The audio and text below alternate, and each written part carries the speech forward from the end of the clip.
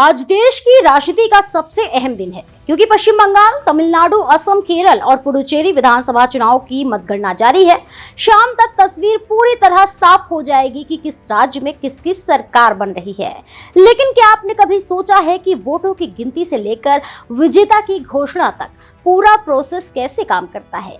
आइए आपको आसान भाषा में पूरी प्रक्रिया समझाते हैं। नमस्कार, मैं प्रेयसी पांडे और आप देख रहे हैं भारत एक्सप्रेस। सबसे पहले बात करते हैं तैयारी की। मतगणना से एक दिन पहले ही जिला निर्वाचन अधिकारी और चुनाव पर्यवेक्षक पूरी व्यवस्था को अंतिम रूप देते हैं।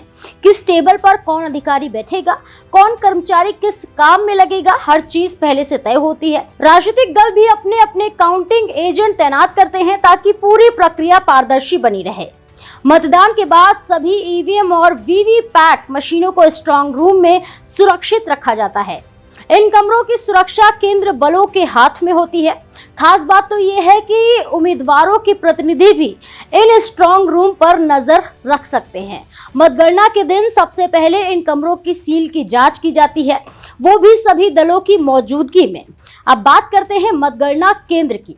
हर जिले में एक या उससे ज्यादा काउंटिंग सेंटर बनाए जाते हैं। यहाँ कई टेबल होती हैं और हर टेबल पर एक सुपरवाइजर, एक सहायक और एक माइक्रो ऑब्जर्वर तैनात होता है।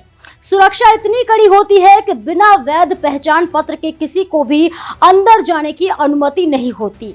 मतगणना की प्रक्रिया आमतौर पर सुबह 8 बजे शुरू होती है। सबसे पहले पोस्टल बैलेट की गिनती होती है। ये वोट सेना के जवानों, सरकारी कर्मचारियों और अन्य सेवा मतदाताओं के होते हैं। कई बार पोस्टल बैलेट शुरुआती रुझानों को प्रभावित कर देते हैं, इसलिए इन्हें काफी अहम माना जाता है। इसके बाद शुरू होती है ईवीएम से वोटों की गिनती। हर राउंड में अलग अलग मशीनों के वोट गिने जाते हैं। हर राउंड के बाद आंकड़े दर्ज किए जाते हैं और उम्मीदवारों के एजेंट इस पूरी प्रक्रिया पर नजर रखते हैं। जैसे जैसे राउंड आगे बढ़ते हैं वैसे वैसे तस्वीर साफ होती जाती है।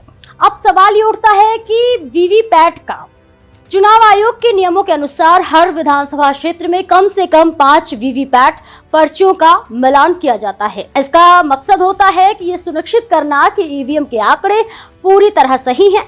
अगर किसी तरह की गड़बड़ी मिलती है तो उसके अनुसार कार्रवाई भी की जाती है। शुरुआती राउंड के बाद जो आंकड़े सामने आते हैं उन्हें रुझान कहा जाता है।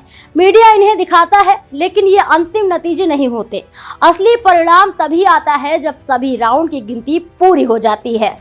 अगर किसी सीट पर 2 उम्मीदवारों को बराबर वोट मिलते हैं तो ऐसी स्थिति में चुनाव आयोग के पास विशेष नियम होते हैं।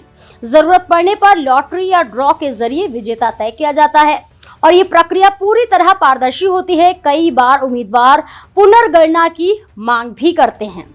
अगर निर्वाचन अधिकारी को ये मांग सही लगती है तो दोबारा गिनती कराई जाती है। इसका मकसद यही है कि चुनाव प्रक्रिया पर किसी तरह का संदेह न रहे।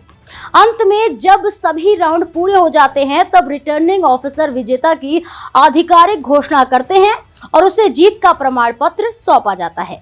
पूरी प्रक्रिया के दौरान सीसीटीवी कैमरे, ऑब्जर्वर और सुरक्षा बल हर कदम पर नजर रखते हैं।